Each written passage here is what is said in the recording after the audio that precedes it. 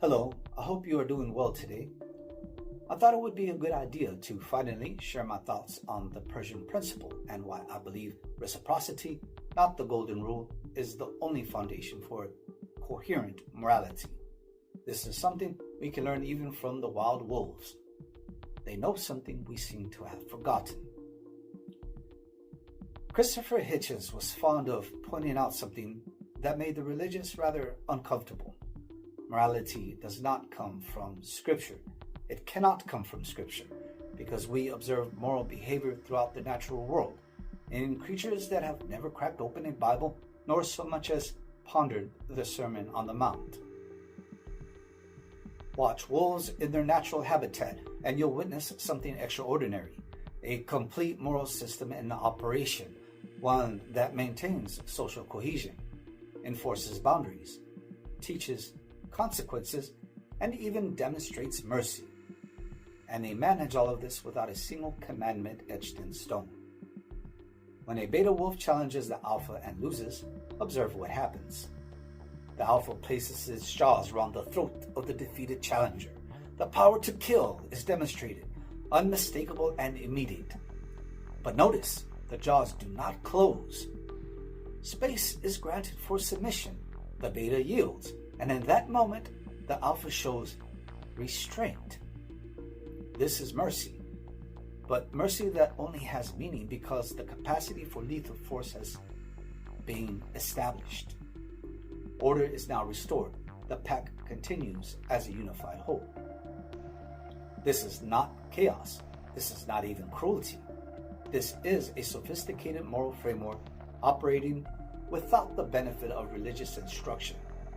The wolves understand something fundamental about social order that we, in our attempts to transcend our nature, have obscured with layers of theological confusion. We're taught from earliest childhood that the pinnacle of moral reasoning is the Christian golden rule. Treat others as you want to be treated. It sounds beautiful. It sounds profound. It sounds incoherent. Let me explain. If I am to treat others as I want to be treated, and I want others to follow this same principle, then I want them to treat me the way they want to be treated. But if they want to be treated the way they treat others, which is what the golden rule demands, then I'm obligated to treat them the way they treat me, because that is, after all, what they want, to be treated reciprocally. Follow this logic to its conclusion. If I'm going to be consistent about treating others the way I want them to treat me, then I must expect them to return the kind of treatment I give. But I only have a right to expect reciprocal treatment if I myself am immaculately consistent about treating others the way I am treated. The golden rule, when applied universally and reflexively, collapses into the very thing it pretends to transcend, the principle of reciprocity. The only logically coherent moral principle, then, is the ancient Persian rule: treat others as they treat you. Nietzsche understood something crucial about where these competing moral systems originated, and his analysis cuts to the heart of why one works and the other does not.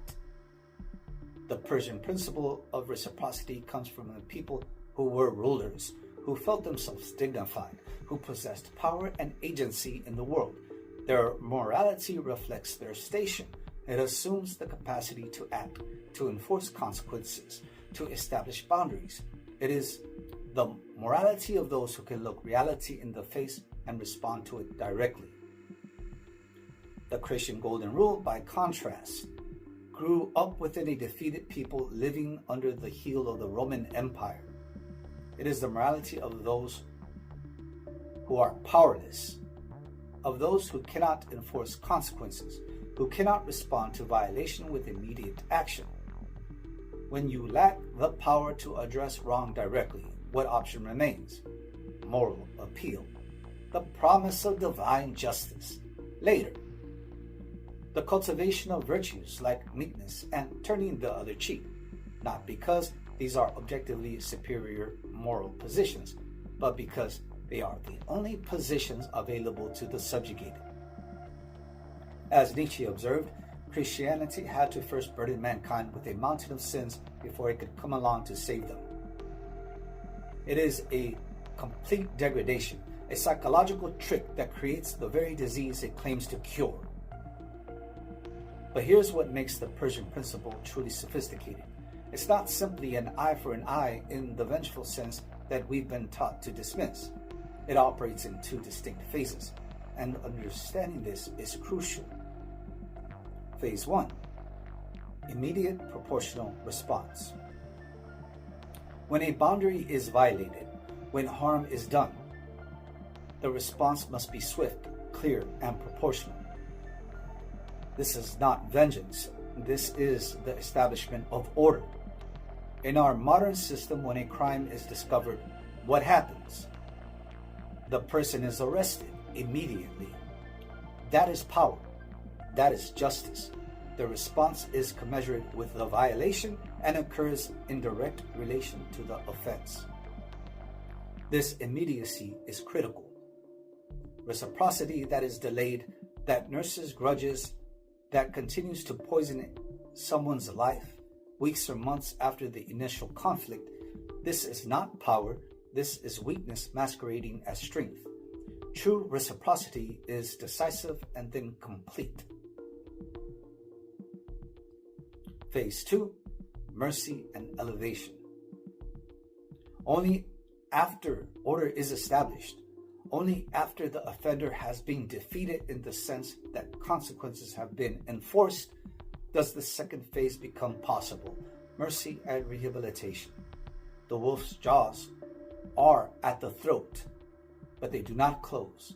The offender is arrested, but then granted the mercy of appeal, of due process, of rehabilitation. This is when elevation becomes possible, when the violator can be helped to become a better version of themselves. But, and this is crucial, mercy is only meaningful, only possible, when it comes from a position of established order. The person who always responds to cruelty with unconditional kindness is not demonstrating superior morality. They are enabling the worst impulses in others. They are preventing growth. If I want to be helped to become my best self, I need feedback. I need consequences. The person who never holds me accountable when I cause harm is not showing me love, they are showing me contempt, treating me as though I'm incapable of growth and learning. Here's what the advocates of the Golden Rule miss. Unconditional mercy doesn't elevate people. It degrades them. If someone treats me with cruelty, with contempt, with violation, and I respond only with kindness, with turning the other cheek, what have I taught them? I have taught them that their behavior has no consequences. I have taught them that they can continue to act as they wish without cost. I have reinforced precisely the behavior I claim to want to change. Before you can make any headway with anyone, before you can even be in a position to help a person, that person must first be in an attitude of respect. If there is only despite or scorn, there's nothing you can do for them. Therefore, the immediate initial response must be, as in the jungle, immediate retribution, not vengeance, but clear, proportional consequences.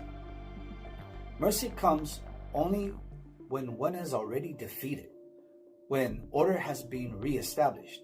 Then, and only then, is the one who has enforced consequences in a position to be merciful and to help elevate the offender. This is precisely what our penal system attempts to do. Arrest, immediate response, trial and conviction, proportional consequence, and then, crucially, the possibility of rehabilitation and reintegration into society, mercy and elevation. The Christian approach tries to skip directly to step 3, and in doing so, it fails all 3. Now, I'll grant you this. There is perhaps one thing of value in the entire Christian tradition, Yet even this is something you get from the Buddhists, and they don't burden you with the psychosis of original sin in the process. In order not to descend into bitterness and consuming hatred, one must forgive even those who set themselves to destroy you. Not for their sake, but for your own sake.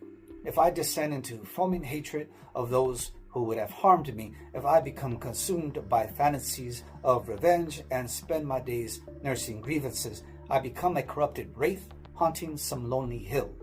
The hatred doesn't hurt my enemy, it corrodes me from within. The only way to avoid this self-inflicted torture, the only way to be free, is to let go. Notice what this is and what it isn't. This is not unconditional mercy extended to the offender. This is strategic wisdom about preserving your own psychological freedom. This is about refusing to let those who harmed you continue to poison your inner life long after the harm occurred. And here we see something remarkable. We've circled back to Stoic principles. Epictetus, himself a slave, understood this. There are conditions of life not worth living with. Therefore, that freedom one can stand on, the inner citadel of the self, is not to be relinquished, even if maintaining it leads to one's death. The Stoic maintains absolute sovereignty over his inner life, even when he lacks power over external circumstances. He cannot enforce consequences on his oppressors, but he can refuse to be degraded internally. He can let go of the hatred that would corrupt him. So the complete moral framework looks like this. When you have power, enforce immediate proportional consequences. Persian reciprocity. When you lack power, maintain internal sovereignty and let go of the consuming hatred. Stoic or Buddhist wisdom. In both cases, dignity is preserved. In the first case, through external action. In the second, through internal sovereignty. Never through degradation, never through enabling abuse, never through the pretense that boundaries don't matter. Let's return to where we began. The Persian principle of reciprocity is the only moral framework that remains coherent across all circumstances and when applied universally. It contains within it immediate proportional response to violation, mercy after submission, release and forward movement once order is restored. It avoids the logical inconsistence of the golden rule, which collapses into reciprocity when examined closely. The corruption of vengefulness, which is weakness pretending to be strength. The degradation of unconditional mercy, which enables the very evils it claims to oppose. The wolves know this. They've known it for millions of years. Their social structures are stable, their hierarchies functional, their capacity for both enforcement and mercy evident to anyone who observes them honestly. We didn't get morality from the Bible. We got it from nature, from the requirements of social living, from the deep evolutionary pressures that shaped cooperative species long before humans walked the earth. The Bible simply codified and, in many cases, confused moral intuitions that were already present. The Persians, operating from a position of power and dignity, understood these principles clearly. They developed a moral framework that actually works, that maintains social order, that allows for both justice and mercy, that elevates rather than degrades. Christianity, emerging from subjugation, created a morality that is for the powerless, one that makes sense only if you cannot enforce consequences, only if your sole recourse is appeal to future divine justice. And even then, it's psychologically corrosive, burdening people with inherited guilt and original sin before offering the cure.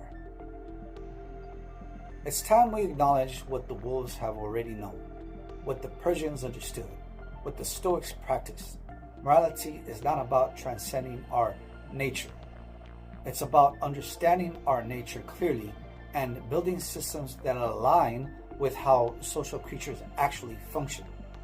Reciprocity is not a primitive moral system we've evolved beyond. It is the foundation upon which all functional moral systems are built. Justice requires consequences. Mercy requires power. Elevation requires the establishment of order first, not instead of order. The Golden Rule, divorced from the principle of reciprocity, is not just incoherent, it's actively harmful. It enables abuse, prevents growth, and degrades both the one who practices it and the one who receives it. If you want to build a better world, start with the wolves. Watch how they maintain order. Watch how they enforce boundaries. Watch how they show mercy only after establishing respect. They teach you more about functional morality than 1,000 sermons. The Persian principle stands.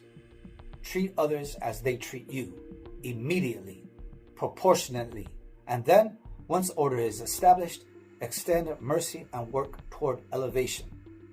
This is not savagery. This is civilization. Everything else is either philosophical confusion or philosophical manipulation dressed up as virtue. The wolves know, the Persians knew it. Time we remember.